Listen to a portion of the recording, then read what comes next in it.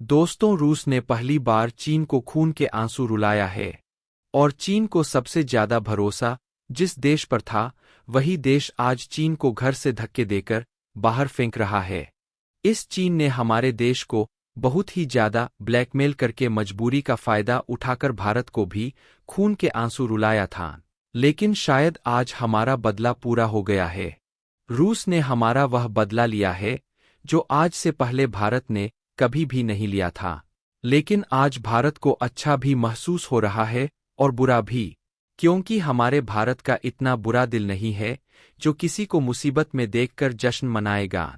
भले ही चीन ने हमारे साथ घटिया से घटिया सुलूक ही क्यों ना किया हो, लेकिन फिर भी भारत ने इंसानियत के नाते कुछ भी खुशी ना मनाई। लेकिन एक बात तो है, भारत ने बदला ना लेकर रूस ने बदला ले लिया।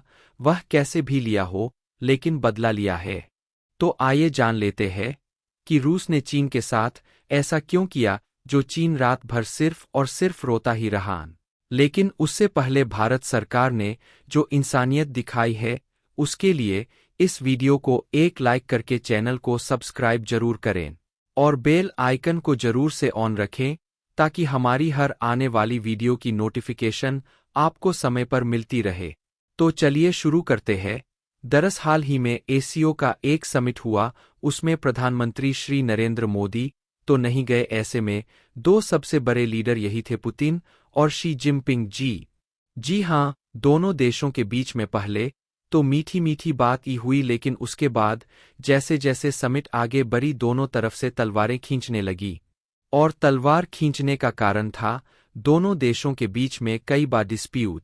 लेकिन उससे भी बड़ा कंपटीशन इन दोनों देशों का है सेंट्रल एशियन कंट्रीज पर कंट्रोल का, जैसे कि मंगोलिया, कजाकिस्तान, तुर्कमेनिस्तान। इन देशों पर चीन का कब्जा होगा या फिर रूस का पुराना डोमिनेंस बना रहेगा। इसको लेकर दोनों देशों में जबरदस्त खींचतान हुई। इस एसीओ की समिट में यहाँ तक कि दोनों देशों के अधिकारियों में खूब बयानबाजी भी देखने को मिली। एग्जाम्पल के लिए रूस ने कहा कि एससीओ में शामिल जितने भी मध्य एशियाई देश हैं, इनकी सिक्योरिटी पर हम ध्यान देंगे। तो चीन ने कहा कि इन देशों की इकोनॉमिक प्रोस्पेरिटी पर हमें ध्यान देना होगा, इसलिए चाइना इन्हें और लोन प्रोवाइड कराएगा। और यहीं पर रूस का सबसे बड़ा खतरा है। दरअसल रूस का इफेक्ट पिछले करीबन 100 सालों से भी ज्यादा इन तमाम मध्य एशियन देशों पर रहा है, और यह देश हमेशा से ही रूस पर डिपेंडेंट रहते हैं और रहते आए हैं। दरअसल दोस्तों, अगर आप सभी इस वीडियो को यहाँ तक देख रहे हैं, तो इस वीडियो को थोड़ा और देखना, क्योंकि आगे और भी बातें हैं रूस और चीन के बारे में, तो बने रहिएगा। दोस्तों, पिछले 13 सालों में यह चीजें बदली है। 2013 में जब से शी जिनपिंग के राष्ट्रपति बनने के बाद one belt forest road initiative launch किया गया, जिसे बीआर मिरर की बेल्ट एंड रोड इनिशिएटिव कहा जाता है। तब से यह तमाम देश रूस की तरफ से पाला बदलकर चीन के पाले में जाते दिखे हैं। चीन ने इन देशों को खूब जमकर लोन बांटे हैं, जिससे कि इनकी निर्भरता चीन पर शिफ्ट हो चुकी है, साथ ही इनकी लॉयल्टी भी। जी हाँ, यह देश धीरे धीरे चीन के प्रति वफादार होते जा रहे हैं, और यह रूस के लिए एक बहुत ज्यादा बड़ा खतरा है। रूस कभी नहीं चाहता कि इन छोटे छोटे देशों पर अमेरिका या चीन में से किसी भी देश का प्रभाव बढ़े। आप कहोगे अमेरिका का तो समझ में आया, वह रूस का कपट है और पुराना दुश्मन है। चीन क्यों? चीन तो इनका दोस्त है। बढ़ने दो इफेक्ट तो मैं आपको दिखा देता हूं चीन इनका कितना बड़ा दोस्त है। स्क्रीन पर आप देखिए, यह पिछले साल 2023 की खबर है, जब चीन ने रूस का एक जो बहुत बड़ा आइलैंड है, जिसको लेकर दोनों देशों के बीच में डिस्प्यूट रहा है, उस आइलैंड को मैप्स में अपना हिस्सा बता दिया था। जी हाँ, बाद में चीन ने कहा कि यह गलती से ऐसा हो गया था, लेकिन इससे चीन की इंटेंशन साफ साफ दिखाई देती है। इसके अलावा पिछले 3-4 सालों से रूस का जो शहर है व्लादिवोस्टॉक, जो कि इनके ईस्टर्न इलाके में पड़ता है, जो सबसे बड़ा शहर है पूर्वी इलाके का, चीन का कहना है कि सदियों पहले यह शहर हमारा था और एक दिन रूस से हम यह शहर छीनेंगे।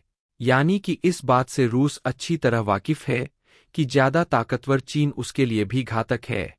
इसीलिए रूस कभी भी भारत का साथ नहीं छोड़ता, क्योंकि उसे लगता है कि भारत चीन के ऊपर एक चेक मार्क थे की तरह है, जो कभी भी उसे हद से ज्यादा ताकतवर नहीं बनाने देगा। लेकिन रूस को इस बात का अंदाजा है कि भारत को चीन से ज्यादा माइटी बनने में अभी कुछ साल का वक्त लगेगा। ऐसे में तब तक रूस चीन को रोकना चाहता है, और इसीलिए उसने एसीओ समिट में इन छोटे छोटे देशों की सिक्योरिटी का मुद्दा उठाया, ताकि उन्हें यह मैसेज दिया जा सके कि चीन आपको फंसा रहा है। आप अपनी सिक्योरिटी का ध्यान दीजिए, क्योंकि आपकी सिक्योरिटी में रूस की सिक्योरिटी जुड़ी हुई है। और इससे आप अंदाजा लगाइए कि जियोपॉलिटिकल टिक्स कितनी ज्यादा कॉम्प्लिकेटेड और उलझी हुई है।